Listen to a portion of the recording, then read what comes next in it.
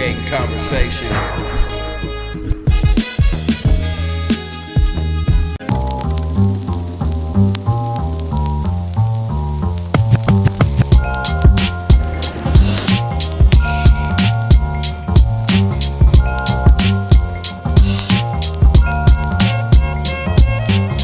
We here at Assault Park, Brandon Brown, creating conversation. We just want to thank you for coming out, man. No, I thank you guys for having me. Appreciate it. Appreciate it. What is Assault? What does Assault mean to you? Assault Park, Tacoma, Washington. This is my park I grew up at. I mean, I used to live down the street from here. I went to school at Truman.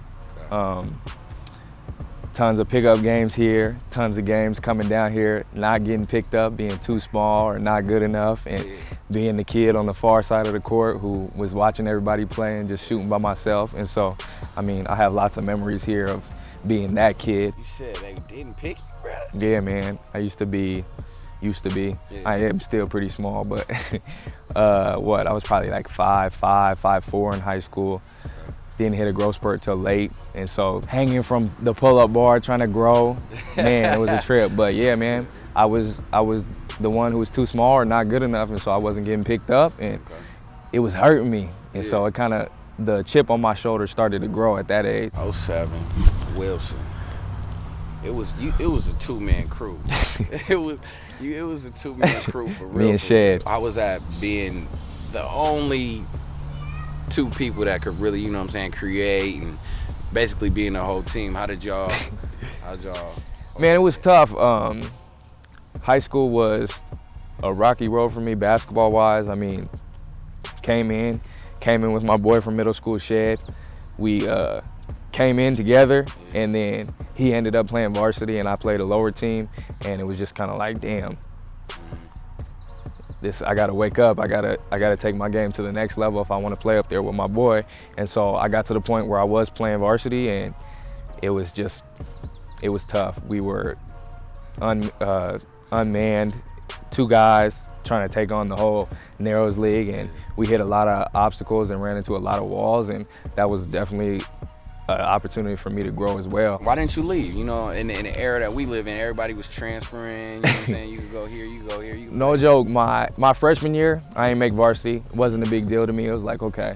I gotta earn my stripes, you know what I mean? I'm gonna put in the work. And my sophomore year, I felt like I put in that work, and they were like still not having it. And so summer league, I'm like, all right, I'm gonna put in the work in summer league, put in the work, still not having it. And so I honestly went home to my dad and was like, I wanna leave. I wanna go to Mount Tahoma, I wanna go to Foss, I don't wanna be at Wilson, we gotta go. And he's like, if you quit now, you're gonna keep making a habit of just quitting and leaving.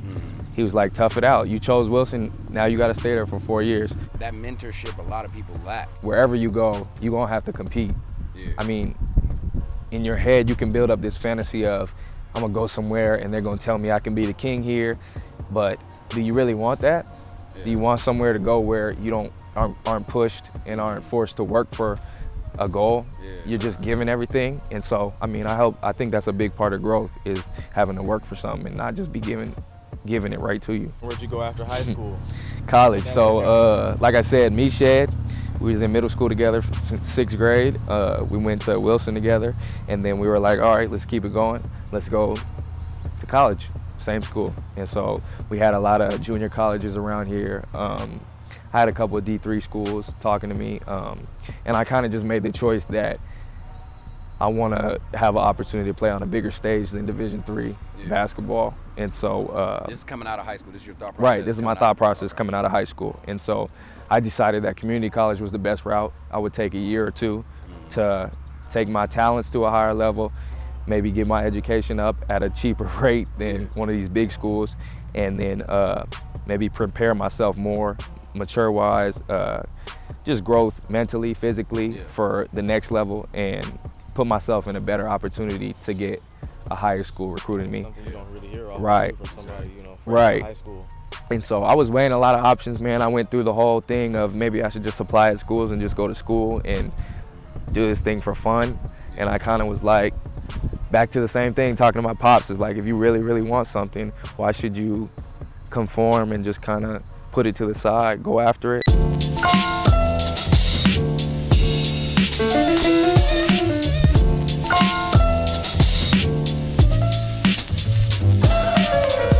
Washington, right in the middle of everything, you know what I'm saying? I'm not on the east side, I'm not on the south side, right in the middle. Leon is the creator of the NO campaign. It stands for Not Now or Ever, a mantra he clung to as he battled cancer. 20 plus years we've been out here, and I love it. I love how connected and rooted I am here. Businesses are flourishing, the diverse, you know, cultural sets that are out here. You have every race, every culture, every religion. You have, you know, great high school athletes and sports out here, you know what I mean? I love Tacoma. I can't move. I can't go away. You know what I'm saying? This is where I'm at. Let's talk about the brand. KNOE stands for Not Now or Ever. And basically what it is, it was a mantra that me and my wife started utilizing on a day-to-day basis when we hit the rock bottom point of me battling cancer. And the way we utilized it was almost like the little engine that can, I think. Every day we would just, not now, remember, not now, remember. And what it was aimed towards was not now or ever allowing anything, including this disease, to dictate to my ability to succeed in life. And we went from, 23 and a half hours out of the day being in bed, not now, remember, not now, remember, to being up for an hour, not now, remember, to walking in the living room, not now, remember, to being outside, not now, every day we would use it. And it was the motivation that I needed for me to really get through what I was going through at that time. They had told me I was going to die. After I didn't die, they told me I was never going to be able to speak again or eat again.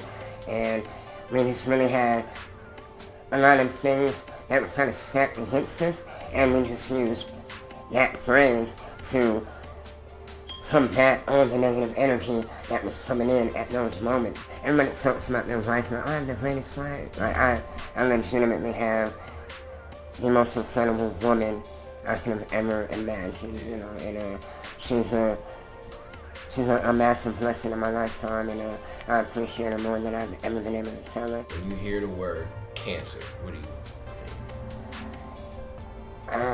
Man, cancer, it's all-consuming, it's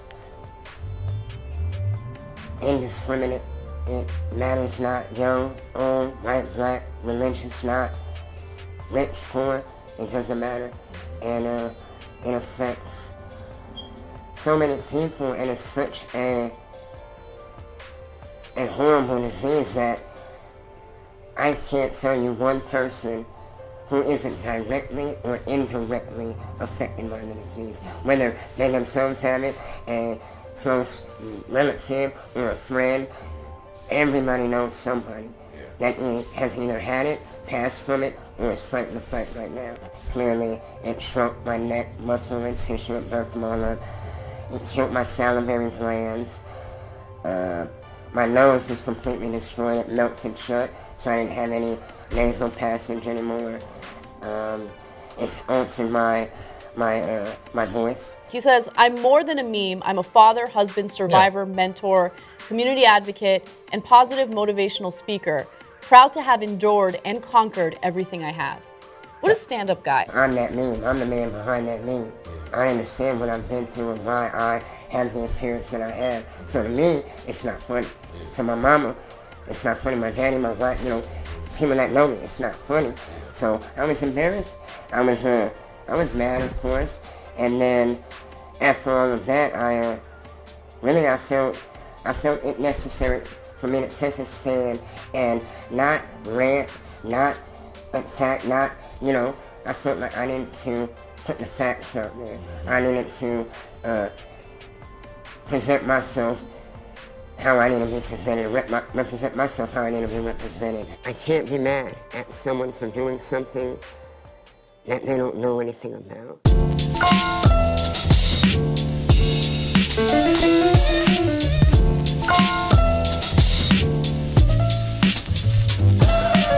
I remember one summer where we was just all hooping and everything, and I felt like I was kind of keeping up with you a little bit. And then I remember you came back the next summer and they were like, yeah, Brandon, he's kind of hooping overseas. He's supposed to be going over to Brazil. And I was like, him?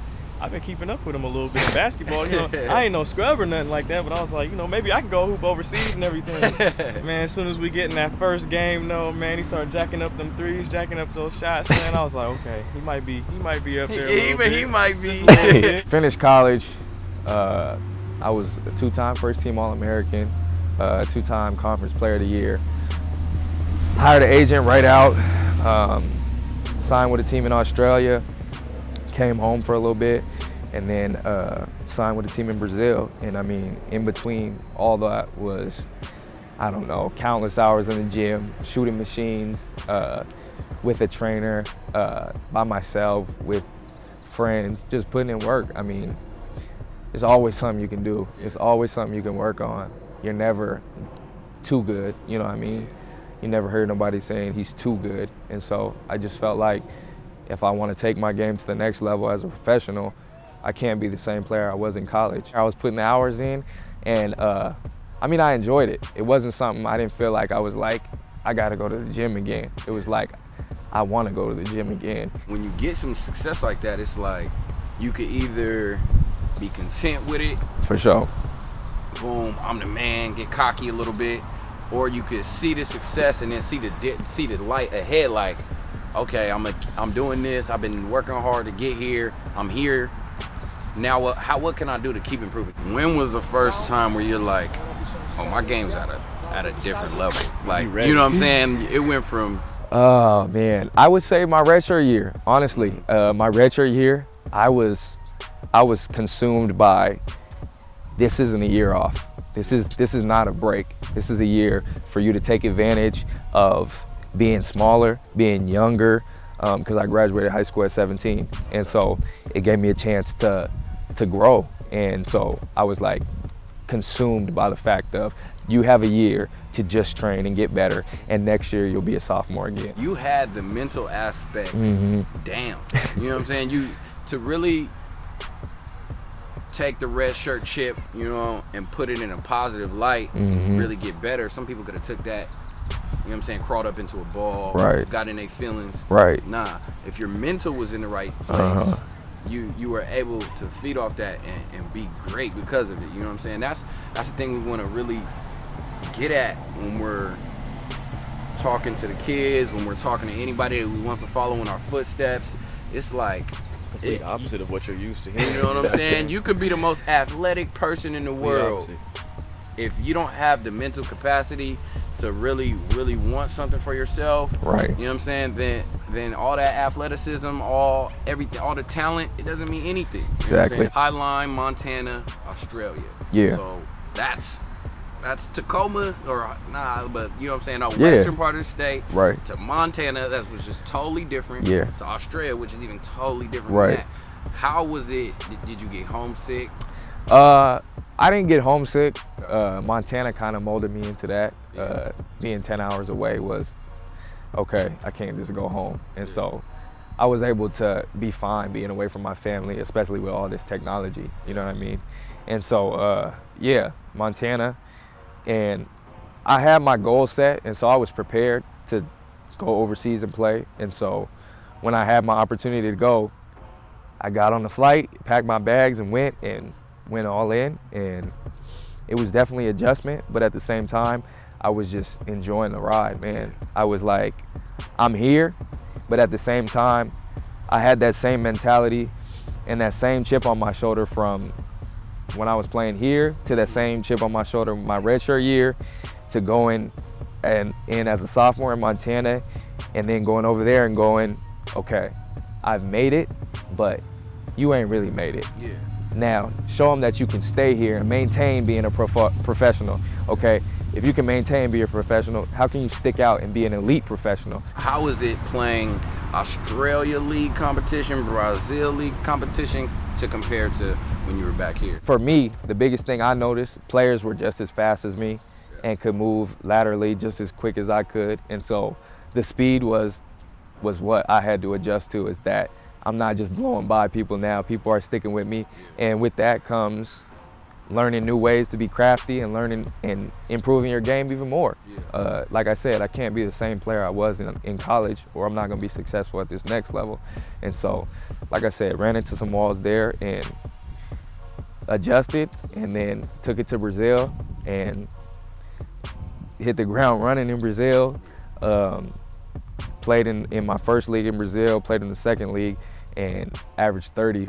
I was just hungry, chip on my shoulder again, like I got something to prove. It's a whole new country, whole new environment. And so went, killed that league, then had an opportunity to go up to the first league, and that's where I've been playing for the last 2 years. And it's high level basketball. Played against some Olympians, played against some ex-NBA guys. I played against Barbosa, who's playing in the NBA Finals right now. So that's a trip watching him on TV.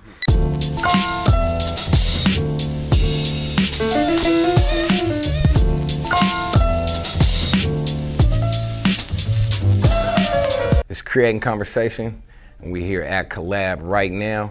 I got the owners of Dumb Jocks with me. This is It's LuQuam. Where does the name Dumb Jocks come from? It's basically a lifestyle. We were thinking of creating a clothing line. We were going back and forth, going through names and stuff, and then I just thought about how we got to where we were at the time we were in college. I think we were like juniors at the time. And then I thought about all of us and thought about how we play sports all our lives, and that's how we met each other. And but we all were in college, not just from sports, but through academics too. So it started in your college years, correct? Yeah, it started in college years. Okay. So you guys went to different colleges. You were at Whitman, you were at Wazoo. How was it not being right next to each other and starting a clothing line? I'll say pretty much it was tough at times, but we had technology so we can bounce ideas off each other back and forth. So every day I'm sending Kwame a picture of something. What is really what you feel like represents a dumb jock? So I think the biggest part of our logo is the backwards D. So that's basically showing that it's different. So being a dumb jock is being different, not afraid to do your work, not afraid to do things that will make you successful. Let's talk about you guys' relationships. How long have you guys known each other? Pretty much we met first day kindergarten. That's crazy. Stanley, first day, walked in, clicked up, and it's been homie since. How did you use what you learned on the court and apply that to your life after college, after high school, when you got into the real world? Through sports, you just learn hard work, dedication, especially if you're trying to go somewhere with your sport. Yeah, if you're trying to be great. Yeah, trying to be great. Yeah. Learn hard work, how to work with others, because you need that for team environment. I feel we both gotten more creative over the time, and especially with using the Adobe, the Illustrator, the Photoshops and all that.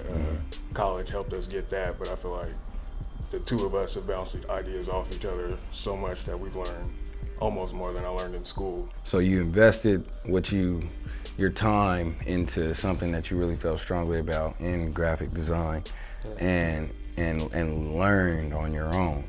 Yeah, more. Pretty much. You should have seen like some of the first designs we had. I illustrated it. Yeah. Senior year, who's beating who in one-on-one? Easy.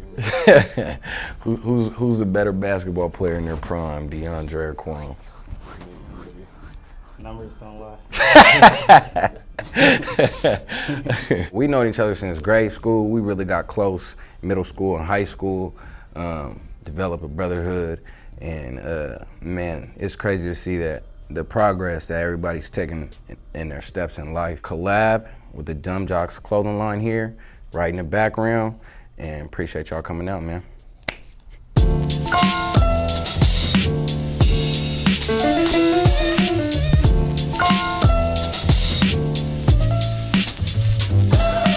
Let's talk about what life looks like for Brandon Brown after basketball. What do you see for yourself? What's like big picture? Big picture. Big picture. Hopefully I have some children. Yeah. I have a wife. I have a house. I love Tacoma, but I don't gotta live in Tacoma. You know, I'm a family-oriented guy. Family, kids. Hopefully I've been smart with my money that I've been making while I'm playing professionally. I can hopefully have some investments, maybe some real estate. You will have some investments, some real estate. Right. What were you thinking straight out of college? What am I gonna do if I don't? Oh man, it's scary to think, but I was just like, plan A is to go overseas, plan B is to figure out how to go overseas, plan C is to figure out how to figure out getting overseas. I mean, I hate to say it because, you know, you hear this all the time, is don't put your eggs in one basket. And I didn't feel like I was putting my eggs in one basket because it was like, I don't have a basket. I got my pockets and these are mine and I'm doing what I want. And so I didn't want to be at the mercy of, okay, well maybe I should be conservative and just play it safe. You know, if I wanted to play overseas, I was going to be all in. And if I was going to fail, I was going to fail right on my face and figure out a way to get up. If you are so concerned and consumed with what happens if I don't make it, the probability of you not making it is just going up because you're preparing for it. And nothing's wrong with, you know, getting ready for if something doesn't work out, but I didn't want that to consume me. And so I took the other route. And plan A, B, and C was, we're gonna figure out a way to make this thing work. A lot of people have the plan or the dream to do it, you know, and then it doesn't shape out the way they want it to.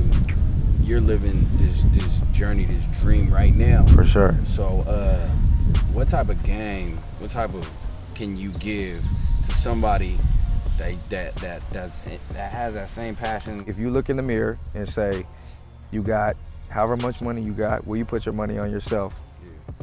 I would, every time. And so, I mean, if you're not willing to put your money on yourself, what are you willing to put your money on? You know what I'm saying? And so you need to get yourself to that point. Right. And so, it's a trip because you hear, like I said, you hear it all the time of, you know, make sure you're careful. And why does our generation have to be so conservative and why not go after if you really want something, go after it full throttle? Sounds like you got a pretty good head on your shoulders over there, man. It's not very, I'm not used to really talking to younger people that have a good head on their shoulders like that, man. So really I'm just wondering, who are your influences kind of growing up? What's really been influencing you, and who did you kind of look up to, like role models or anything of that nature that kind of helped you get where you're at? It started with my parents. I mean, thankfully, I'm blessed. Both my parents are still together. They've been together my whole life. And, you know, me and my dad are really close. Like I said a while ago, he wouldn't let me really run from any situation or circumstance. It was like, you gotta face it head up. You gotta face it. You got your hand, you gotta play it and figure out a way. You have both parents, and a lot of people that we grow up around, you know what I'm saying, that may not be the case. For sure. So they don't hear what your dad told you. Mm-hmm. You know what I'm saying? They're not hearing what mom told you. Mm-hmm. But this platform gives them a chance to really pick up some of that game. For sure. And for us to mentor, you know, not indirectly, you know what I'm saying, a little bit, so where they can hear somebody that they respect, somebody that they know has gone through it, didn't make varsity my freshman year, didn't go D1, but I'm living my professional career. Right. Doubters. Exactly, and I'm proving people wrong every single time that I step on the court. It's a trip that you say proving people wrong, because I was stuck in a mode of I have to prove those people wrong. Remember those people who said you were too small? And I got to a point where it was like, why am I so consumed with proving people wrong when who cares what they think? Let me prove myself right, and then I'll reward myself. Okay, you said you wanted to go, you are a pro. Go pro, you are a pro now. You proved yourself right.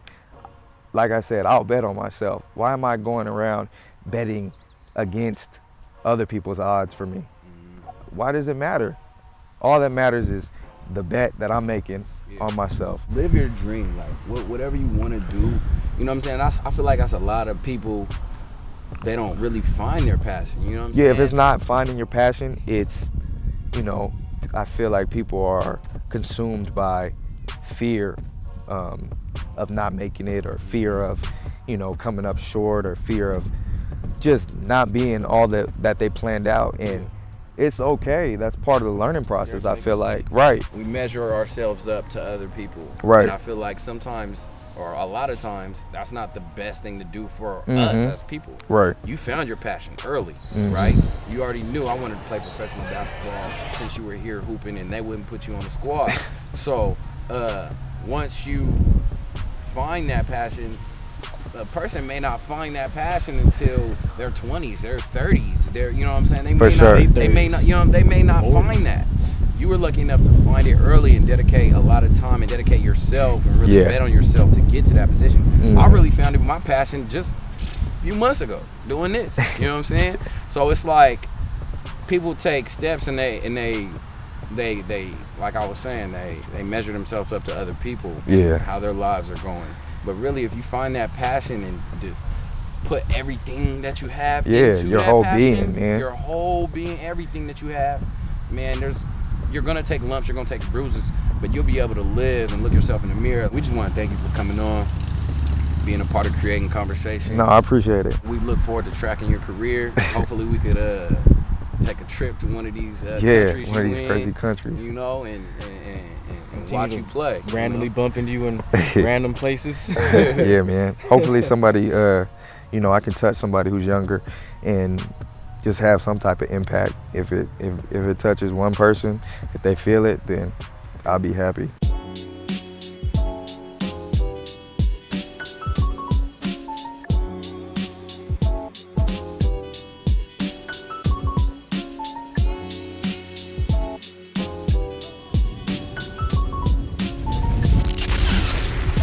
Creating conversation.